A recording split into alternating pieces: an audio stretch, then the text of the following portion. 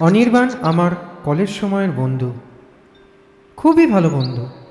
যদিও ও ছিল ইঞ্জিনিয়ারিংয়ের ছাত্র আর আমি কমার্সে। এখন আমি একটা কোম্পানির অ্যাকাউন্টেন্ট পদে কাজ করছি। মাইনে খারাপ না। কলকাতার একটা ঘর ভাড়া নিয়ে আছি, আর অল্পদিন হলো একটা সেকেন্ড হ্যান্ড গাড়িও কিনেছি। শুনেছি অনির্বাণ ওর কাজের সূত্রে জঙ্গলমহলের দিকে রয়েছে। ওদের নতুন কি একটা প্রজেক্ট হবে, তাই তারই তদারকি করছে। কয়েকদিন আগে ফোনে ওর সাথে কথা হয়েছিল। ও বলল, ভাই, দিন কয়েকে ছুটি নিয়ে চলে আয়, দারুণ স্বাস্থ্যকর জায়গা। দুই ভাই মিলে দিন কয়েক ভালোই কাটবে। দুজনে থাকার মতন ব্যবস্থাও আছে। কবে আসছিস একটু আগের থেকে জানাস। আজ সাত সকালে সেই উদ্দেশ্যেই রওনা দিচ্ছি। ট্রেনে পাশে না গিয়ে গাড়িটা নিয়েই যাবো বলে ঠিক করেছিলাম। একটা লং ড্রাইভও হয়ে যাবে, আর ওখানে আশেপাশের জায়গাগুলো ঘুরে দেখতে সুবিধে হবে। তাই নিজেই গাড়ি চালিয়ে চললাম। বেশ ভালোই লাগছে হাইওয়ের উপর দিয়ে ড্রাইভ করতে।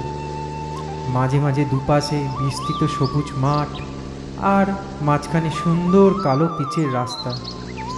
মনটা রোমান্টিক হয়ে ওঠার মতো। তবে গন্তব্যের দূরত্বটা নেহাত কম নয়, প্রায় 6 ঘন্টার রাস্তা। বেরোতে একটু বেলাই হয়ে গেছিল, তাই গাড়িটা যতটা সম্ভব সাবধানে রেখে বেশ জোরেই চালাচ্ছিলাম।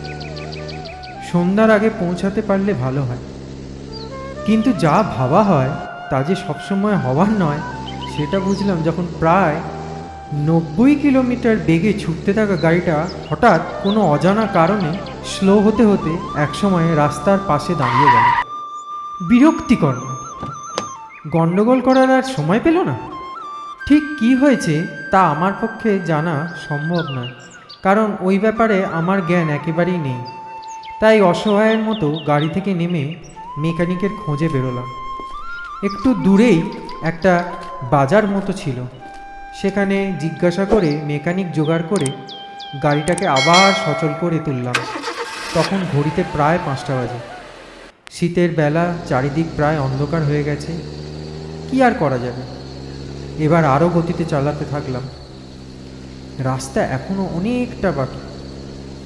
সমস্যাটা হলো, একটা সময়ের পর রাস্তাটা যখন দুপাশের জঙ্গলের মাঝখান দিয়ে যাওয়ার ফলে অন্ধকারটা একটু বেশিই লাগছিল। ফলে শুধুমাত্র হেডলাইটের আলোয় গাড়িটা চালাতে আমার খুব অসুবিধেই হচ্ছিল। অনির্বাণের সাথে আগেই কথা হয়েছিল যে একটা বড় দিঘি পড়বে, আর তার পাশে একটা সরু রাস্তা জঙ্গলের দিকে গেছে। ও ওখানে অপেক্ষা করবে। কিন্তু রাস্তায় এত দেরি হয়ে গেল, ফোনে অনির্বাণকেও ধরতে গিয়ে দেখলাম মোবাইলে নেটওয়ার্ক নেই। এখন যে কি করি, ভয় হচ্ছে এখন যদি রাস্তা ভুল করি তাহলেই হয়েছে। কিছু পরে রাস্তার ধারে এক দোকানদারকে জিজ্ঞেস করতে ভয়টা সত্যিই হয়ে গেল। প্রায় 6 কিলোমিটার আগে থেকে ভুল দিকে চলে এসেছি। এদিকে রাত ভালোই হয়েছে, তারপর আবার এই রকম জায়গা, কি করে পৌঁছাবো বুঝতে পারছি না। দোকানদারটা বলল, আর একটু এগিয়ে ওই রাস্তাটা যেদিকে আছে আপনার গন্তব্যের দিকেই যায়, কিন্তু জায়গাটা বেশি সুবিধের নয়, বুঝলেন? এত রাতে ওই দিক দিয়ে না যাওয়াটাই ভালো। কিন্তু আমি ভাবলাম এখানে দাঁড়িয়েই বা কোনো সুবিধে হবে কি, তাই ওই রাস্তার দিকেই গাড়ি ছুটিয়ে দিল। যা আছে কপালে। বিরক্ত আর ভয় দুটোই বেড়ে চলেছে আমার। কি করতে যে দেরি করে বেরোলাম, কিন্তু এখন আর ভেবে কি হবে, এইসব ভাবছি। আর অন্ধকার রাস্তায় হেডলাইটের আলোয় গাড়ি ছুটে চলেছে। হঠাৎই কি একটা জন্তু রাস্তার উপর দিয়ে চলে আসায় সেটাকে পাশ কাটাতে গিয়ে নিয়ন্ত্রণ হারালো। রাস্তার পাশে একটা গাছের সাথে ধাক্কা মেরে থামলো। গতি কিছুটা আস্তে থাকার জন্য চোটটা কম লাগলো বটে, কিন্তু ধাক্কার চোটে গাড়ির হেডলাইটটা ভেঙে গেল। বেশ কিছুক্ষণ একটা ঘোরের মধ্যে কাটানোর পর বুঝলাম আমি কতটা বিপদগ্রস্ত। আর কোনো উপায় থাকলো না, গাড়ি থেকে নেমে রাস্তায় দাঁড়ালাম। এখন কি করা উচিত ভাবছি, তখনই হঠাৎ চোখে পড়ল কিছুটা দূরে একটা মিটমিটে আলো জ্বলছে। কিছু সুবিধে পাওয়া যাবে কিনা ভেবে মোবাইলের টর্চ লাইটটা জ্বালিয়ে সেদিকেই এগিয়ে গেলাম। ছোট একটা কুঁড়ে ঘর, আলোটা ওখান থেকেই আসছে। কাছে গিয়ে কয়েকবার ডাক দিলাম, কেউ আছেন? কেউ কি আছেন? আরে কেউ কি আছেন? শুনতে পাচ্ছেন? আমি খুব বিপদে পড়েছি। কিছুক্ষণ পর দরজা খুলে বেরিয়ে এলো একজন বৃদ্ধ লোক। দেখেই চমকে উঠলাম, এ কি? প্রায় সবকটা হাড় গোনা যায়, হাড়ের ওপর যেন শুধুই চামড়া লেগে আছে। শুধু চোখ দুটো উজ্জ্বলভাবে আমার দিকে তাকিয়ে আছে। সে কি দৃষ্টি! এবার বৃদ্ধ বলে উঠল, কি চাই? ভয়ে আমার গলা শুকিয়ে গেছিল। কোনো ক্রমে ঘটে যাওয়ার ঘটনাটা বললাম। যদি একটা রাতের মতো আশ্রয় পাওয়া যায় তাহলে খুব ভালো হয়।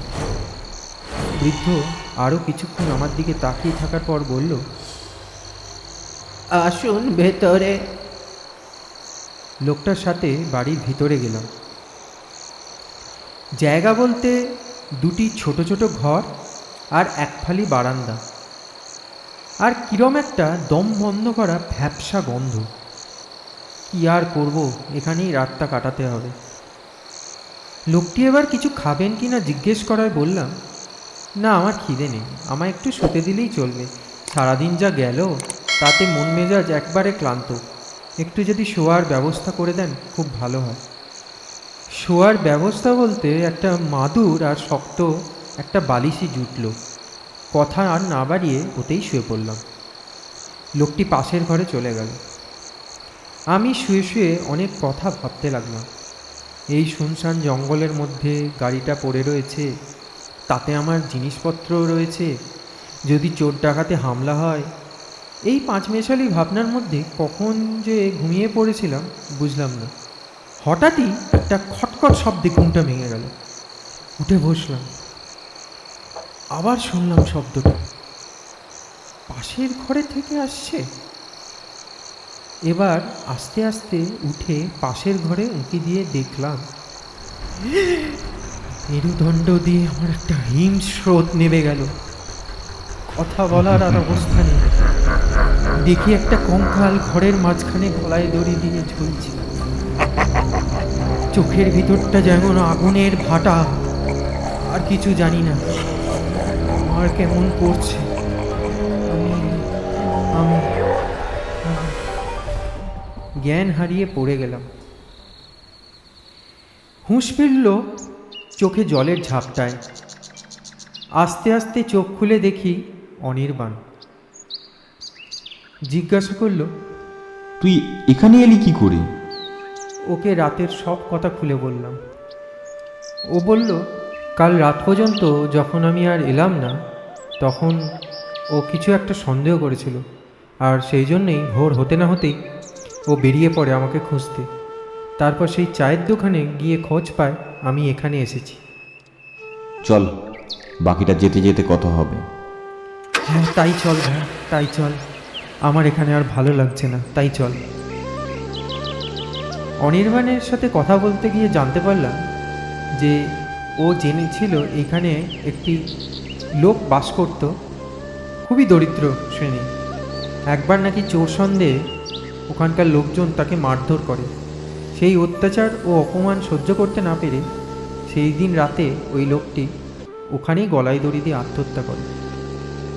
আমি জানি না কাল রাতে আমি ওটা স্বপ্ন দেখেছিলাম না সত্যি, কিন্তু এখন দিনের আলো আর অনির্বাণ পাশে থাকায় মনে কিছুটা সাহস ফিরে এসেছে। যাক, আর ভেবে লাভ নেই।